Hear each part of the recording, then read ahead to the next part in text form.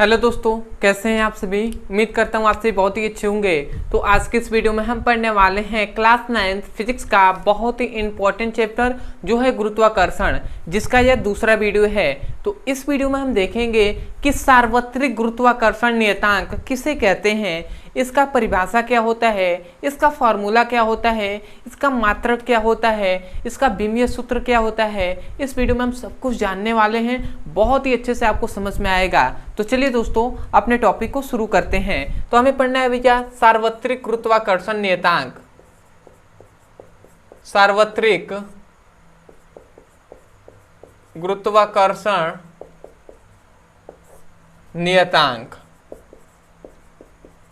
तो भैया सार्वत्रिक गुरुत्वाकर्षण नियतांक किसे कहते हैं, सबसे पहले इसके हम परिभाषा पे बात करें कि भैया इसका परिभाषा क्या होता है। तो परिभाषा हम इसके फॉर्मूले से ही करेंगे।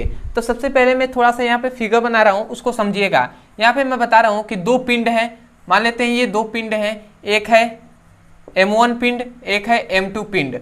अब ये दोनों पिंडों के बीच की दूरी जो है ना, इन दोनों पिंडों के बीच की दूरी है जो है r, ठीक है। इन दोनों पिंडों की जो बीच की दूरी है वो है r।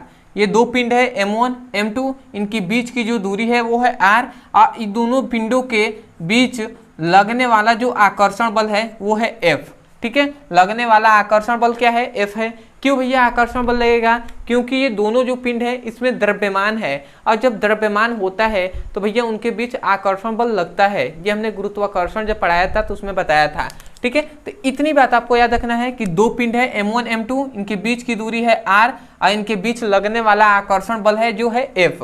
तो इसमें सार्वत्रिक गुरुत्वाकर्षण नियतांक का फॉर्मूला होता है जो है G = F × r² by m1 × m2। ये होता है फॉर्मूला।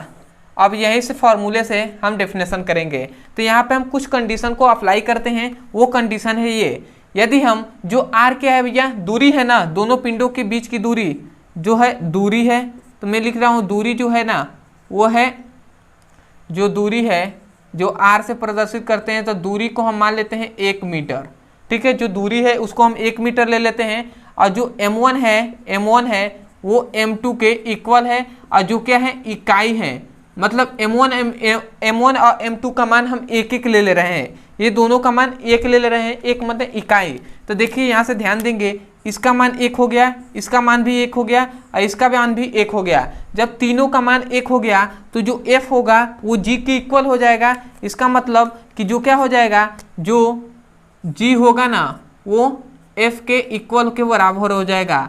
और यहाँ पे जो G है यही तो है सार्वत्रिक गुरुत्वाकर्षण नियतांक, और जो F है ये क्या है भैया, ये आकर्षण बल है जो है F। तो यहीं से हम डेफिनेशन क्या कहेंगे, डेफिनेशन सुनिएगा, डेफिनेशन आपको याद हो जाएगा। हमने क्या कहा, ऐसे कहेंगे कि एक दूसरे से 1 मीटर की दूरी पर स्थित, एक दूसरे से 1 मीटर की दूरी पर स्थित इकाई द्रव्यमान वाले पिंड के बीच लगने वाला आकर्षण बल सार्वत्रिक गुरुत्वाकर्षण नियतांक कहलाता है। समझ में आया।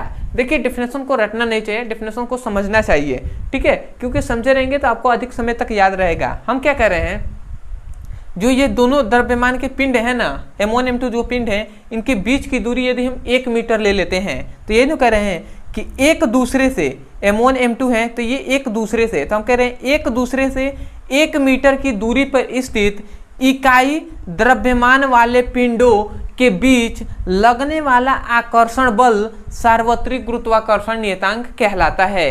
तो आशा करते हैं आपको याद हो गया होगा। तो मैं डेफिनेशन को यहाँ पे लिख दे रहा हूँ। क्या लिखेंगे कि एक दूसरे से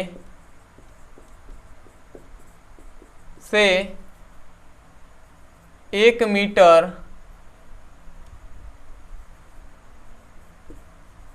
की दूरी पर स्थित इकाई द्रव्यमान वाले पिंडों के बीच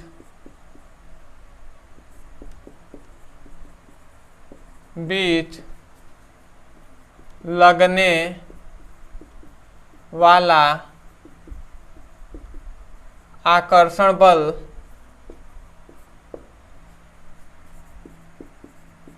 सार्वत्रिक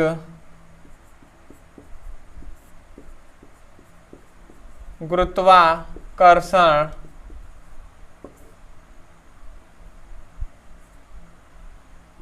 नियतांक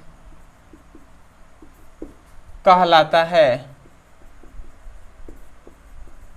ठीक है, तो यहाँ पे हमने डेफिनेशन लिख दिया है कि एक दूसरे से 1 मीटर की दूरी पर स्थित इकाई द्रव्यमान वाले पिंडों के बीच लगने वाला आकर्षण बल सार्वत्रिक गुरुत्वाकर्षण नियतांक कहलाता है।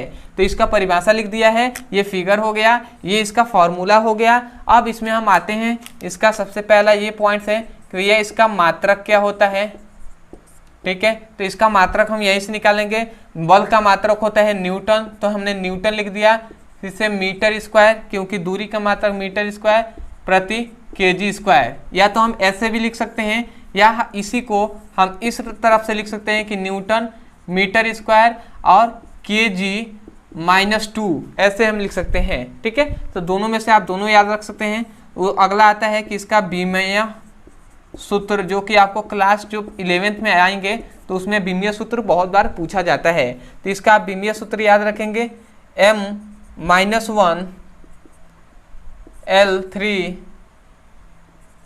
और T-2, ये इसका बीमीय सूत्र होता है, m-1 L3 और T-2। तो आशा करते हैं मात्रक और बीमीय सूत्र आपको भी अच्छे से समझ में आ गया होगा। तो आज के लिए इतने हैं दोस्तों, मैं यही कहूँगा, यदि आपको इस वीडियो से कुछ भी सीखने को मिला हो तो सबसे पहले तो चैनल को सब्सक्राइब कर दीजिएगा, वीडियो को लाइक कर दीजिएगा, हो सके तो कमेंट सेक्शन में जरूर बताइएगा कि आपको वीडियो कैसा लगा। अदरवाइज यदि कोई भी टॉपिक समझ में नहीं आता है, कोई भी टॉपिक, तो केवल उस टॉपिक का नाम लिखिए यूट्यूब पर, अंत में हमारे चैनल का नाम लिख दीजिए ब्रदर सर या PBC ब्रदर सर, आपको वो वीडियो मिल जाएगा।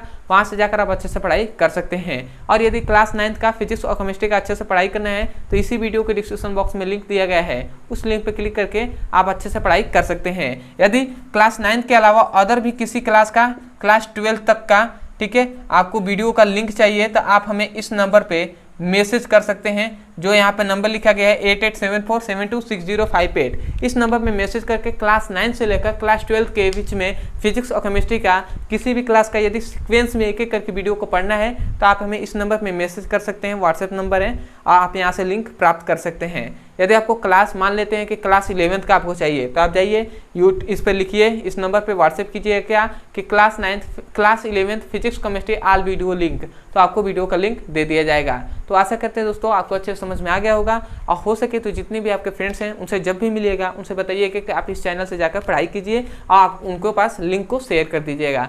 तो चलिए दोस्तों, आज के लिए इतना ही, मिलते हैं अगले वीडियो में, तब तक के लिए धन्यवाद। जय हिंद, जय भारत।